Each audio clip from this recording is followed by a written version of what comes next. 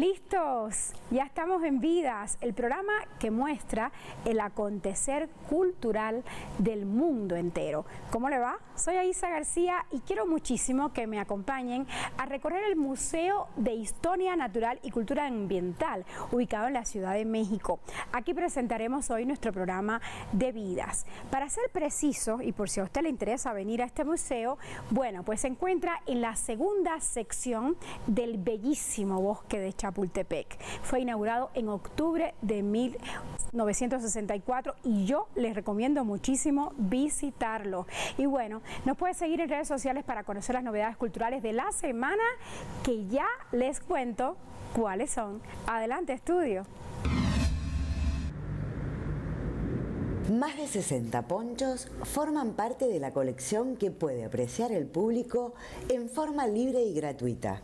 Es una exhibición de artistas textiles que interpretaron cada una, más de 20 artistas, qué significa el poncho, que es una prenda, como vos estás diciendo, muy vinculada a América y muy vinculada sobre todo al mundo rural, y también podríamos decir que muy vinculada a lo contemporáneo, porque en general hay todo un uso actual muy interesante de lo que es el poncho. La muestra es el resultado de un trabajo de investigación del Museo de Arte Popular, el aporte de otros museos y coleccionistas privados. La idea es mostrar ese recorrido que tiene el poncho, el poncho que surge también para proteger, para defensa, para lucimiento también de jerarquía, digamos. Es un poncho que está revitalizado, y entonces nos parece que todo este mensaje que tiene el poncho condice y va de la mano con lo que significa el museo, que es un museo que trabaja las artesanías, tanto las tradicionales como las contemporáneas. Entonces tener esta visión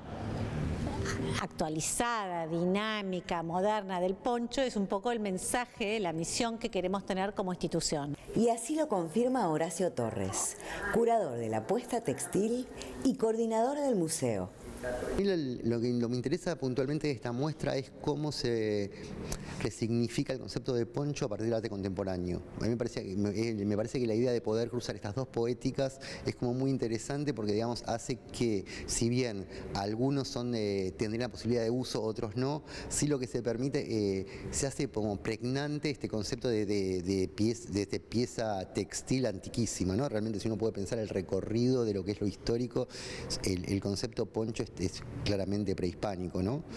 Prenda que narra historias de caciques, paisanos, próceres, gauchos, jesuitas, arrieros, tejedores e hiladoras y de personajes de la actualidad. Uno puede ver la poética de cada artista, digamos, y dónde fija sus intereses, sus obsesiones cada uno de sus artistas, ¿no? Desde un lado uno podría pensar que hay una especie de rescate tradicional del poncho. Desde el uso utilitario del poncho realmente es genial, porque digamos lo que permite en términos de técnicos, esta idea de poder generar calor y mantenerlo, es lo que hizo que trasvasó años la cultura. De origen precolombino, el poncho continúa siendo elegido por los argentinos y producido en todo el territorio nacional. Carolina Silvestre, Telesur, Buenos Aires.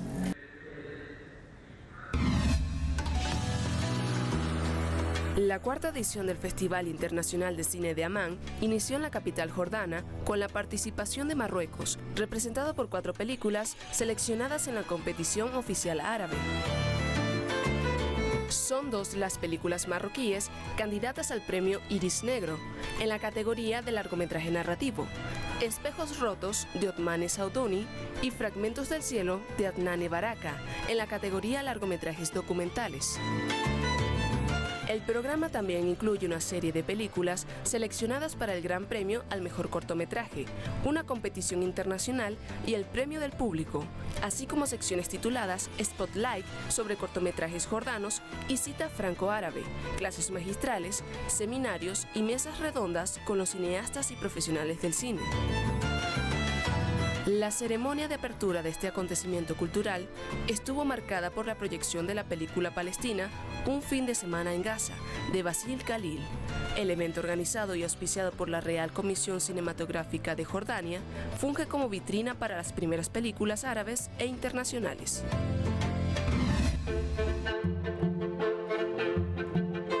En Rumanía, Rumanía se desarrolla el Festival Internacional de Música, que cada 2 años, durante casi un mes, acoge en Bucarest a las mejores orquestas y solistas del mundo en homenaje a George Enescu, uno de los más grandes compositores, músicos y directores rumanos.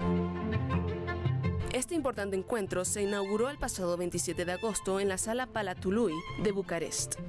El invitado de honor fue el francés Gauthier Capuçon, uno de los más grandes violonchelistas del mundo, quien estuvo dirigido por la Orquesta Sinfónica George Enescu y su director Cristian Maselaru.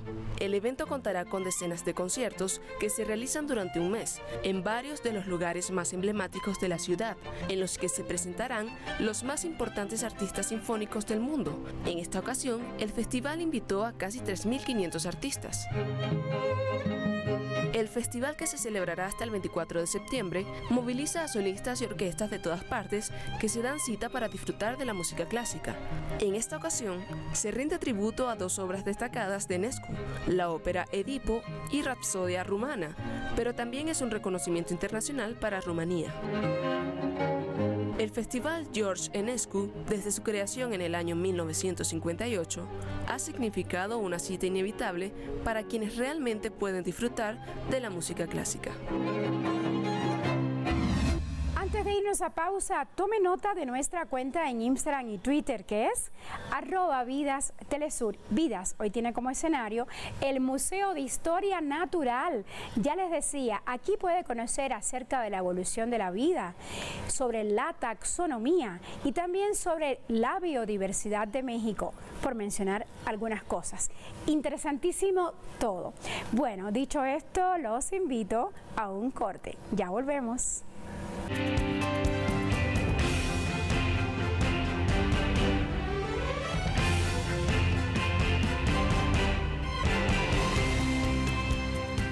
Seguimos en Vidas, un espacio de encuentro y de visibilización del quehacer cultural de América Latina. Como cada semana nos empeñamos en preparar para ustedes las mejores historias culturales y, claro, las que evidencian la identidad de nuestros pueblos. Atención a la que sigue. Cuba es reconocida por ser cuna de mujeres de gran impacto en el ámbito de las artes. En Guadalupe, específicamente en Las Villas, nació Zaida del Río, pintora, dibujante y grabadora, quien se dio a conocer en el panorama de la plástica cubana en la década del 70 y es reconocida como una de las figuras clave del arte cubano contemporáneo. Yo fui una niña de cantar, bailar en la escuela, que era un campo donde yo vivía, de recitar, escribía poemas y pintaba muchísimo. Desde niña me gané, estando en la primaria, un premio. Yo vivía en el campo, pero en el pueblo se hacían aquellos planes en la calle en los años 60, principios de los 60, y me gané un premio porque estaban todos los niños pintando, y yo llegué, pinté y el premio fue mío, que bueno, era una muñeca. Desde que Zaida era niña, ya era conocida en su pueblo como la niña que pintaba, y a pesar de las dificultades propias de un país bloqueado, su padre le acompañó en su formación, tejiendo un camino académico para ella y su talento como artista. El proceso revolucionario hubiera sido imposible para mí, por lo menos, haber estudiado. Yo no sé qué hubiera sido de mí con esta mente llena de cosas, porque fui así desde niña, es decir, siempre fui creativa, escribía poemas, todo desde niña. Entonces, no sé, creo que hubiera enloquecido de alguna manera. En su obra, Zaida ha reivindicado a la figura femenina, pero no solo ha trabajado en el arte plástico. En su quehacer ha incluido la moda y el trabajo con las joyas. La mujer en toda su expresión. Sobre todo siempre digo que yo defiendo mucho la belleza, pero que la obra mía está basada en lo bello. Es decir, a mí me gusta y creo necesario a estos tiempos de la posmodernidad que uno se pueda levantar en la casa y tener una obra que sea linda, que te alegre el día. Pero bueno, respeto a los que tienen otra opinión. Considero que amo al ser humano en general. Pero bueno, lo femenino sí me gusta, es decir, cómo decorar una mujer, cómo hacer unas joyas para ella. Hice una exposición de mujeres también en el Museo Nacional de Bellas Artes en el 2005, de mujeres que ya no están en este mundo, del mundo entero. A ver, de Portugal, Inés de Castro, Gabriela Mistral, retratos de 2 metros por 2, Sisi Emperatriz, de Cuba hice a Celia Sánchez, hice una mujer pavo real, que es una metáfora.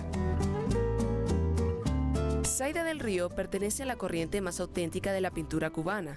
Estudió en la Escuela Nacional de Arte en La Habana desde 1971 hasta 1974. En el Instituto Superior de Arte desde 1982 hasta 1987 y en la Escuela de Bellas Artes de París desde 1988 hasta 1989. También es integrante de la Unión de Escritores y Artistas de Cuba y la Asociación Internacional de Artistas Plásticos.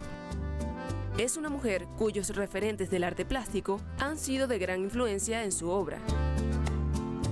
Todo el Renacimiento, de hecho los cuerpos que yo pinto son muy bellos, son como renacentistas, ¿no? Entre ellos Miguel Ángel, por supuesto, que era y Leonardo da Vinci, es decir, bueno, todo el Renacimiento es una cosa increíble. Esos son muy importantes en mi vida, como también lo ha sido Picasso, porque lo hizo todo. Tuvo varias etapas y en todas sacó el máximo. Si me pregunta, Frida Kahlo, por supuesto, Leonora Carrington, artistas que siempre me han gustado. Te puedo decir de Cuba que siempre Wilfredo Durán, que además era de mi tierra, de Sagua, que es el artista más internacional que hemos tenido en la historia, ¿no? Puesto que él vivió en París con toda la etapa de oro, con todos los escritores, con todos los pintores, con todo, y están todos los museos del mundo. Me gusta mucho Carlos Enríquez, que era de mi pueblo también, de Villa Clara, y me gusta por la sensualidad de su obra, que trabaja la mujer también, y los ríos, las montañas, la naturaleza. Y mucho también Víctor Manuel, que tiene una pintura más tranquila, pero muy bella. Esos rostros de Víctor Manuel son preciosos. Gran parte de la obra de Zaida del Río estuvo marcada por su estadía en París en el momento de su formación. La influencia de un clima y una cultura diferente al Caribe en el que creció y nació hizo de su trabajo una oscura y particular pintura que hoy recuerda con gran impacto.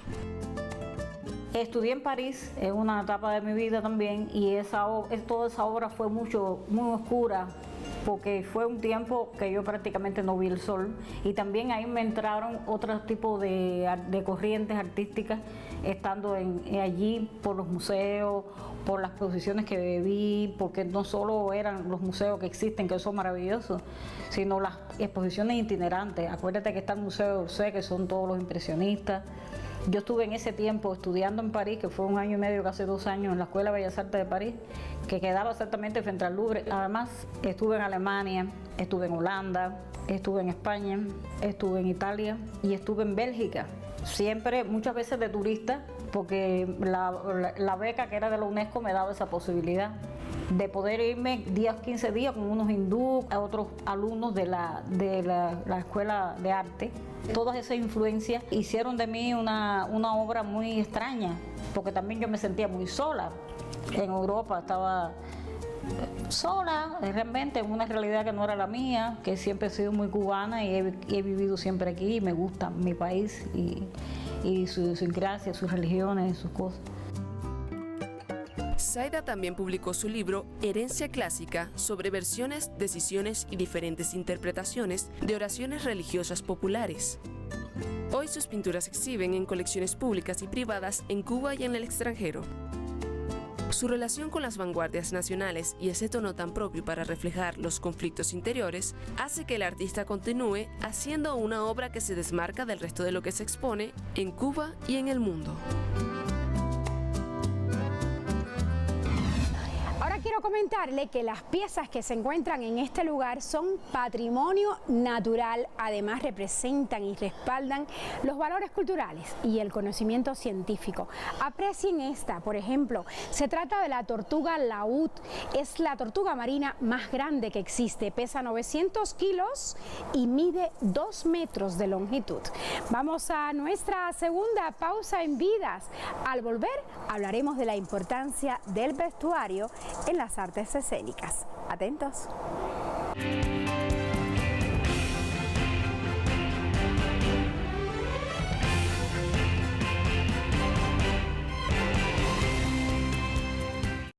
Como les adelanté, hoy conoceremos la importancia del vestuario en el teatro, el cine, entre otras expresiones escénicas. A veces con solo ver la vestimenta de los actores nos trasladamos de época y lugar. ¿Les ha pasado a usted?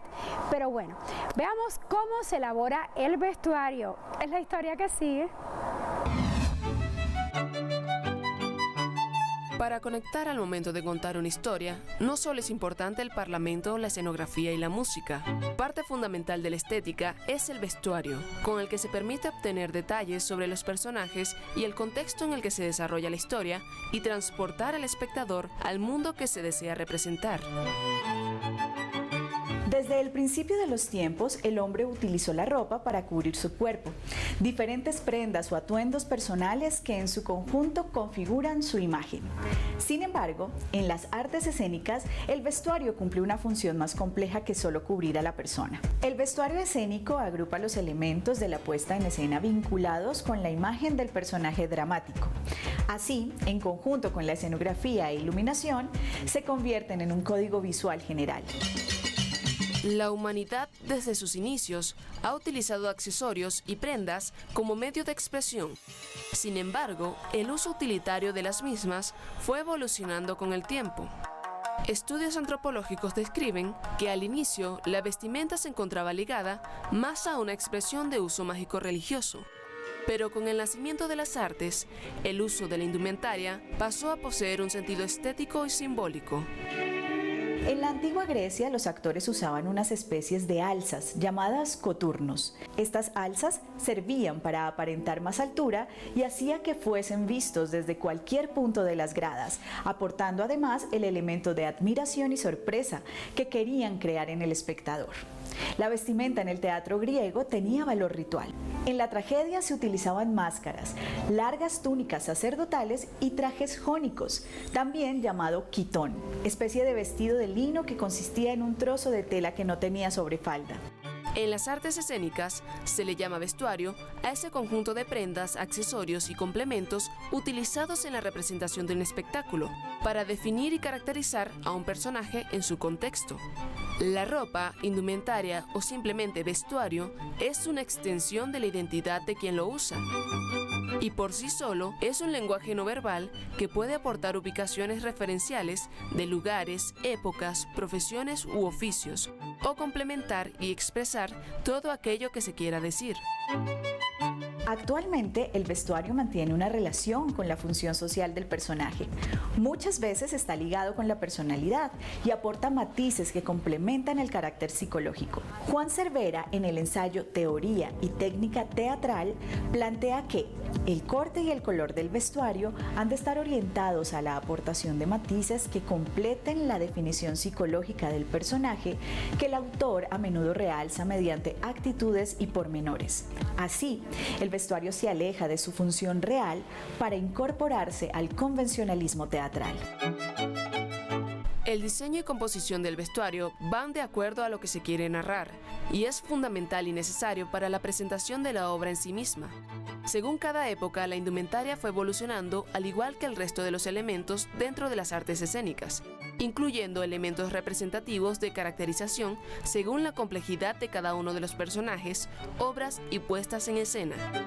Es así que al pasar de los años se hizo cada vez más importante el vestuario, los diseños y las puestas en escena, convirtiéndose en un arte dentro de otro. Cada elemento que vemos en el escenario teatral es producto de la experiencia, creatividad y saberes, que dentro de un proceso y un lenguaje común permiten crear una experiencia en el espectador. Nada en la puesta en escena es casual, y aunque haya elementos que tengan mayor o menor relevancia, cada uno de ellos es parte fundamental de la ilusión. En la escena teatral, el vestuario no es ropa que se pone, mucho menos un disfraz. Por el contrario, cuando el actor se viste, lo hace para dar cuenta de las cualidades, la personalidad y el contexto donde se sitúa el personaje que representa. El vestuario es de gran importancia para cualquier arte, sobre todo para el teatro, la danza, el cine y la televisión, pero también para otras disciplinas artísticas. En el teatro principalmente, el vestuario es parte de un trabajo conjunto entre la dirección y la producción. aportando el elemento más importante que, conjugado con otros, aportan personalidad e identidad a la producción escénica. Se nos acabó el tiempo, pero yo lo espero en una siguiente edición de Vidas con una sola invitación, la de enviarnos sus comentarios y sugerencias a nuestra cuenta de Instagram y Twitter, que es tomenota @vidastelesur.